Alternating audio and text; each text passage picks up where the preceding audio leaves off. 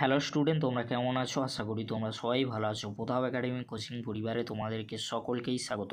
তোমরা যারা ক্যালকাটা ইউনিভার্সিটির আন্ডারে অল অ্যাফিলিয়েটেড কলেজগুলির মধ্যে ইতিহাস অনার্স সাবজেক্টটি নিয়েছো, ফার্স্ট সেমিস্টারে তোমাদের ইতিহাস অনার্সের সিলেবাস কেমন রয়েছে আর কোশ্চেন প্যাটার্ন কেমন হবে আজকের এই ভিডিওর মাধ্যমে তোমাদেরকে জানিয়ে দেবো। তাই তোমাদের করে চ্যানেলে নতুন হয়ে তাহলে চ্যানেলটি সাবস্ক্রাইব করে রাখো এরকমই গুরুত্বপূর্ণ ভিডিওগুলি সবার আগে পাওয়ার জন্য। আজকের এই ভিডিওতে ইতিহাস অনার্সে ফার্স্ট সেমিস্টারের সিলেবাস আর কোশ্চেন প্যাটার্ন আমি আলোচনা করব।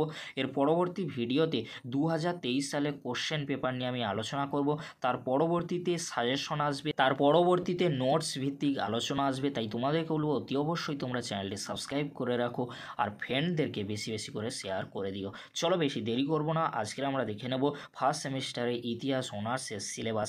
DSCC 1 তোমাদের পেপারের নাম থাকবে। সিলেবাস তোমরা দেখে নাও, প্রাগৈতিহাসিক যুগ হইতে 300 খ্রিস্টপূর্বাব্দ পর্যন্ত তোমাদেরকে ফার্স্ট সেমিস্টারে পড়তে হবে। এবারে তোমাদেরকে বলে রাখি 20 নম্বরে তোমাদের 3টি প্রশ্নের উত্তর লিখতে হবে।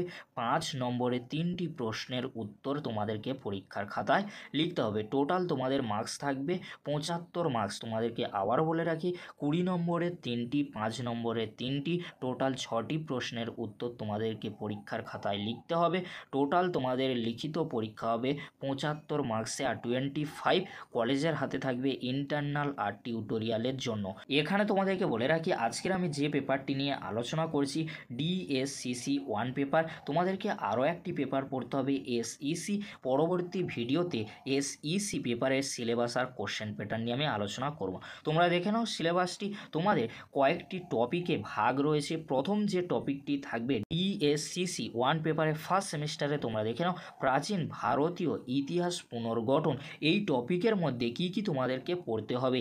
ইতিহাসে প্রাথমিক ভারতীয় ধারণা এবং ভারত ধারণা, ঐতিহাসিক পুনর্গঠনের উৎস এবং সরঞ্জাম, ঐতিহাসিক ব্যাখ্যা, লিঙ্গ, পরিবেশ, প্রযুক্তি এবং অঞ্চলের বিশেষ উল্লেখ সহ। পরবর্তী টপিক রয়েছে শিকারী, সংগ্রাহক এবং খাদ্য পণ্যের উপাদান।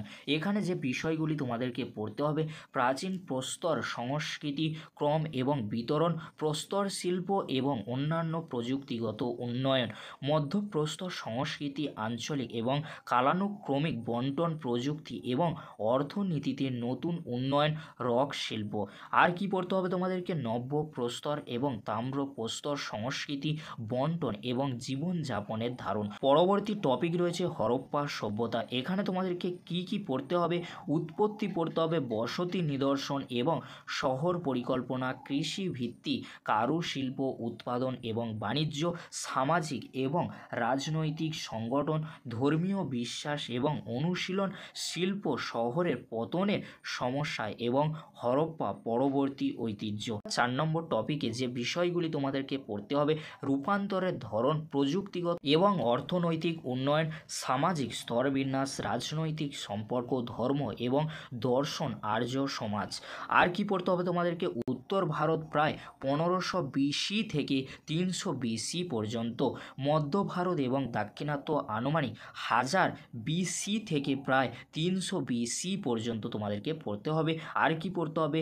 তামিল কাম আনুমানিক 300 খ্রিস্টপূর্বাব্দ থেকে প্রায় 300 খ্রিস্টপূর্বাব্দ পর্যন্ত। এই বিষয়গুলি তোমাদেরকে ভালো করে পড়তে হবে ফার্স্ট সেমিস্টারের DSCC 1 পেপারের জন্য। পরবর্তীতে তোমাদের জন্য সেক অর্থাৎ SEC 1 পেপারের সিলেবাস আর কোশ্চেন প্যাটার্ন নিয়ে আমি হাজির হব। ভিডিওটি দেখার জন্য তোমাদেরকে অসংখ্য ধন্যবাদ।